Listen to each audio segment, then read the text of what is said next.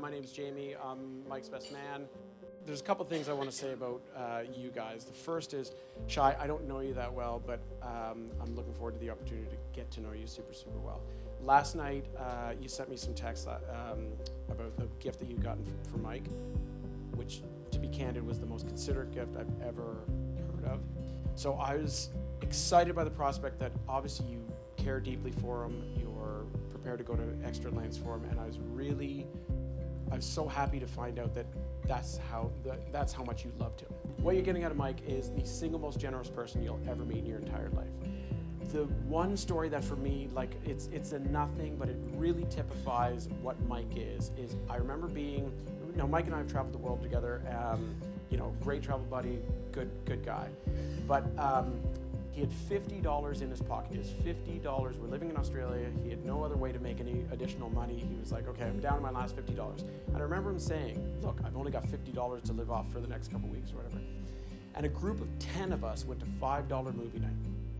And Mike, in his typical fashion, ran ahead and paid for everybody for them, okay? So that, for me, typifies the kind of generosity that you're getting. This is a guy who will spend his last dollar, go to any length for you, okay? And my wife and I have this great kind of saying where we're like, look, there are friends that you've got that are good friends, and then there are people who, if you ring their doorbell at 3 o'clock in the morning and you say, I've just murdered somebody, they don't ask questions, they just go grab a shovel. Mike is your big shovel keeper, okay? So this is the type of guy you're getting, so congrats. To the happy couple.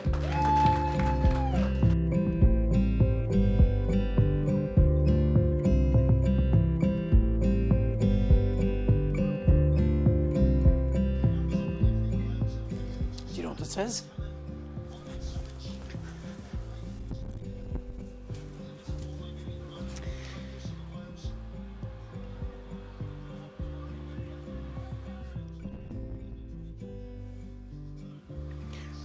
This is what I put into Mom's grave when she passed away. So I bought this for my mom. And this was the one thing that I had buried with her when she passed away. Because I thought this always looked like me, so I gave it to her one year for Christmas. And then I've never been able to find it since. So we looked all over the place for this to try to replicate that. I think she had to make it out of a puzzle. And she had to make it out of a puzzle. Yeah.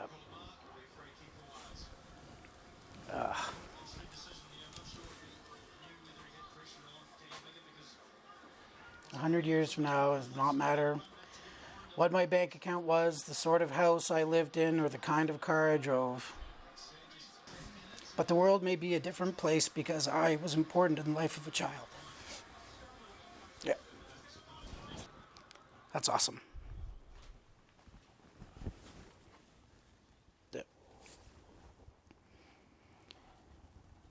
Yeah.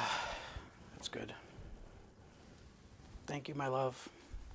That's an awesome gift.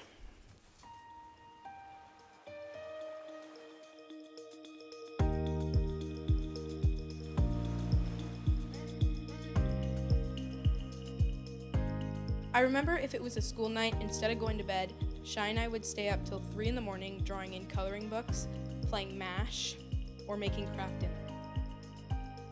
All I ever wanted was for her to be happy. That's it. I wanted her to be happy and to find the one person that she could go to for everything, also spend the rest of her life with. And she has. Ever since I was a baby, Chey has been my best friend, my superhero. I went to her for everything. I would go to her if I was having boy troubles, or I would go to her if I was having girl problems. She's always been the first person to hear something that happens to me. She's always been someone I looked up to, someone I always wanted to be like. When I heard she met you, Mike, I was so happy. Then she told me that you guys got engaged, and I was more than happy. Thank you, Mike, for being the reason my sister smiles every day. Chey is and always will be my best friend. I have always looked up to you. I have always wanted to grow up to be just like you. You taught me how to love, hate, and to forgive someone, but to not forget. Chey was the first person I would tell anything to. I remember one day we dropped her off at her mom's house, and not even 5 minutes later I was crying in the back seat because I missed her. Mike, please take care of my sister with every little last bit of strength you have until the day you die. Welcome to the family, and we are more than happy to have you a part of our extended family.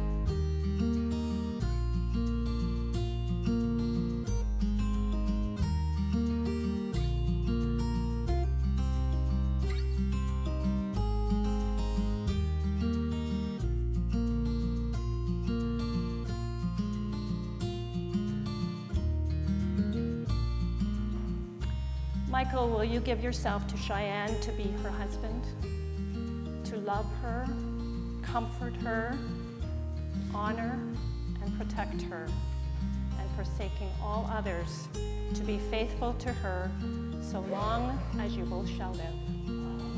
I do. Cheyenne, will you give yourself to Michael to be his wife, to love him, comfort him, honor and protect him, and forsaking all others, to be faithful to him so long as you both shall live? Would everyone please stand? So this is a question for all of you, and the appropriate answer is we will, quite loudly actually. You are the witnesses to these vows now being made. Will you do all in your power to support and uphold this marriage?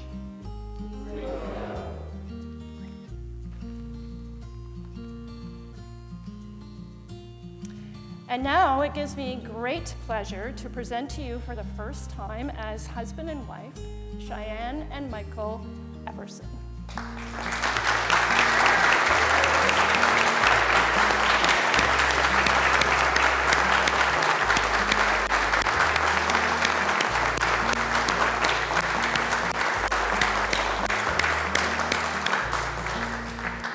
And you may kiss.